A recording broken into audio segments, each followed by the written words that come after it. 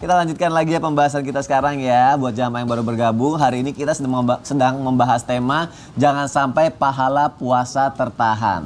Tadi sudah dijelaskan sama guru-guru kita, orang-orang yang puasanya tertahan itu apa aja? Yang pertama itu orang yang bermusuhan dan memutus silaturahmi. Itu tadi dijelaskan sama Ustadz Ahmad Ridwan.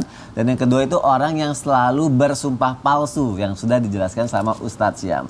Kira-kira apa lagi? Siap-siap nih buat yang suka berhutang atau yang masih ada hutang. Tadi Ustadz Maulana sempat menyentil sedikit, katanya orang yang ada hutangnya itu bisa membuat pahalanya tertahan. Ya. Benar kayak gitu Ustadz Maulana. Kalau misalnya ngutangnya untuk kebutuhan penting, emang nggak ada excuse apa sedikit keringanan gitu Ustadz? Baik penjelasannya Ustadz Maulana. Izin Sasa Air dan Sasam. Bismillahirrahmanirrahim. Allahumma innaka afuwwun karim tuhibbul afwa ya karim. Semoga kita mendapatkan ampunan. Amin. Masih semangat kan puasanya? Semangat dong. Ayo perlihatkan semangatnya. Jangan sampai kita nyesal. Nah, salah satu bentuk penyesalan itu ternyata ketika menunggu pahalanya justru pahalanya tertahan. Bahkan bisa jadi diambil pahalanya. Kok bisa? Waduh, sedih dong. Dan ternyata orang-orang yang masih ada utang tersangkut sampai nanti dia meninggalnya, di dunia aja itu ada bahayanya.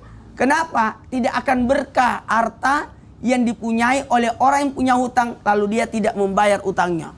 Iya, kenapa? Dia dengan enaknya menikmati harta, sementara ada orang itu sebenarnya waktu dia meminjam uang, meminjam sesuatu padanya, sebenarnya dia butuh juga.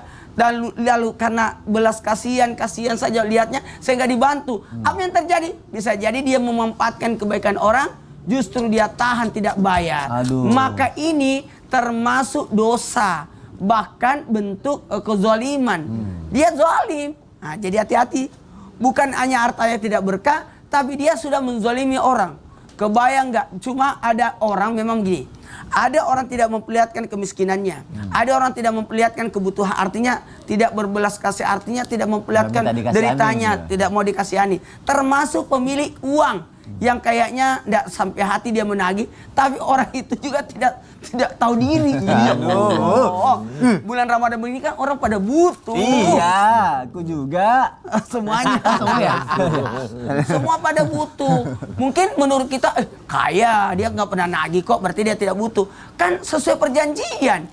Kan dia bilangnya sebulan. Ini kan sudah 3 tahun. Ya Allah, lama banget ya. Sebulan jadi 3 tahun. Nggak pulang-pulangnya. Ada orang tidak sadar, bahkan pura-pura lupa. Waktu minjemnya melas. Kemudian ditagih? Ngegas. Jadi waktu minjam melas, terus ditagih ngegas. Justru dia lebih galak daripada pemiliknya itu. Ini juga bahaya.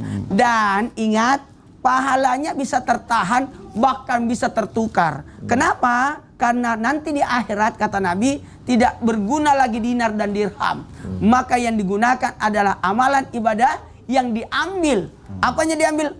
Mana utangmu dulu? Nggak dibayar. Di akhirat maka yang diambil adalah pahala puasanya, pahala ngajinya, pahala tarawihnya, pahala semua ibadahnya bisa keambil termasuk pahala hajinya. Makanya hati-hati kalau ada utang, bisa membuat ibadah kita, pahala kita tertahan, terutama ibadah Ramadannya bisa tertahan dan bahkan bisa diambil oleh orang yang punya utang itu karena di hari kemudian tidak berguna dinar dan dirham, tapi yang diambil adalah kebaikannya. Misalnya udah capek-capek puasa, pahalanya nggak dapet. Ini bahaya nih. Ayo, jadi yang punya hutang, ayo introspeksi diri, dibayar dulu hutangnya. Terima kasih Ustadz Maulana ya. Tapi aku jadi penasaran, itu kan mungkin berupa materi, uang. Kalau lagi utang puasa gimana sekarang? Masih utang juga nih. Enggak, bukan aku. Misalnya utang puasa, maksudnya tahun lalu. Nggak dibayar, sudah masuk Ramadan lagi. Udah masuk Ramadan lagi. Nah, puasa yang sekarang itu kehitung apa enggak ya?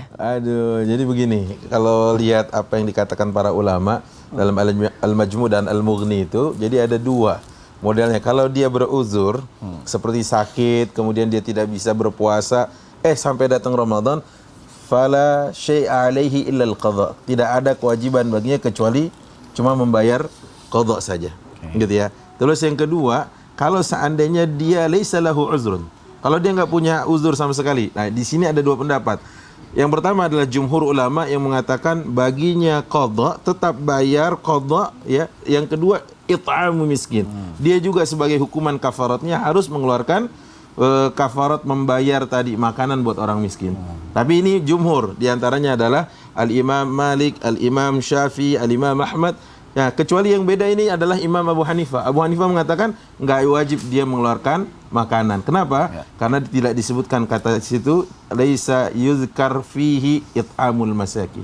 Wallahu a'lam bishawab, begitu. Terima kasih Ustadz AR untuk Sama-sama. penjelasannya. Semoga terjawab ya jamaah. Kita akan lanjutkan lagi pembahasan kita lebih dalam lagi nanti ya. Dan juga nanti akan ada penampilan lagi dari para tahfiz cilik kita ini. Penasaran? Makanya jangan kemana-mana. Tetap di Islam itu indah. Nggak lama kok. Jamaah oh jamaah. Alhamdulillah.